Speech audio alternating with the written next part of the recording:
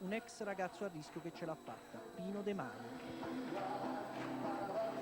Io ero un ragazzo a rischio, però ho trovato questa cosa bellissima che è la chitarra e per cui la mia vita è cambiata.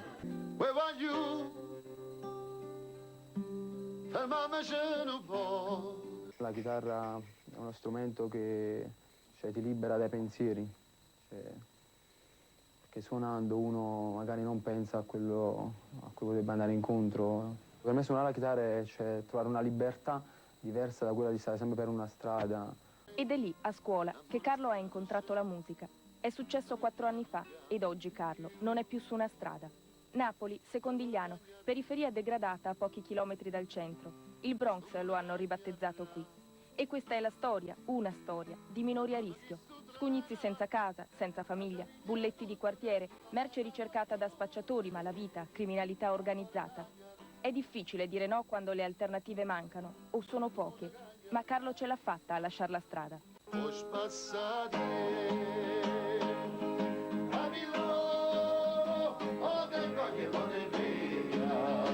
Il recupero è una cosa difficile. La cosa che lo Stato dovrebbe fare è la prevenzione, che è la cosa più importante. Cioè non bisogna aspettare che questi ragazzi vanno a Nisida e poi vogliamo recuperarli. Diciamo che là già diventa molto difficile. Quello che spesso manca sono le istituzioni e allora ci pensa il territorio, le associazioni, il quartiere, il privato. E neppure qui è così semplice. Le risorse sono poche, i progetti scollegati, le iniziative restano isolate le une dalle altre. La scuola di Pino, finanziata in parte, minima a dir la verità, dalla regione Campania, oggi segue 15 ragazzi. Arrivano da Scampia, da Barra, dalla periferia. Suonano la chitarra o la tamuria perché il pianoforte e il violino, dicono, sono strumenti da ricchi. Nelle estati invece della memoria molto più autentiche, Pino De Maio racconta a Geo Nocchetti un'estate di periferia tra Licola, Capodimonte, insomma estati da Scugnizzo.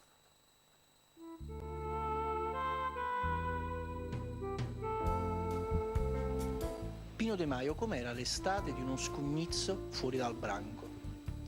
Beh, forse l'estate era col branco, non era fuori dal branco. Una villeggiatura di 3 giorni, l'estate nostra, fatta con una macchina che ci accompagnava a Licola, una macchina con molte persone dentro, 7-8 persone di solito. La frittata di maccheroni, quella è una cosa che non mancava mai, e le scottature. Si avesse fatta nata, quella che fatta a me. E a parte quei 3 giorni di mare, il resto dell'estate come passava? Si giocava a pallone, si giocava sempre a pallone. Io poi avevo un bel rapporto con il Bosco di Capodimonte, insomma un rapporto viscerale, insomma io stavo praticamente quasi tutta la giornata nel Bosco di Capodimonte, essendo nato a Miano, a pochi passi dal bosco.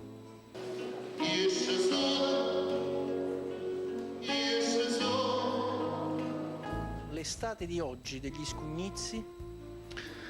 Beh, è cambiato un po'. Anche in quei posti là forse le condizioni anche economiche sono un po' cambiate. C'è maggiore delinquenza e maggior denaro. Oggi anche diciamo, i poveri hanno la possibilità di farsi una vacanza diversa. Io ricordo la prima volta che noi facemmo una vacanza ad Agropoli con le sorelle di mia madre, fu un fatto eccezionale.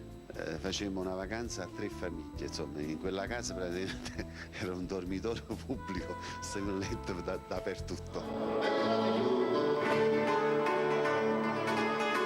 Diciamo buone vacanze a questi ex Scugnizi e non solo a loro. Ma io certamente diciamo buone vacanze, non so quali siano le loro vacanze, insomma, mi auguro che ci possa essere in un futuro veramente la consapevolezza di passare delle belle vacanze principalmente nella serenità dell'essere umano, perché è quello che loro non hanno serenità.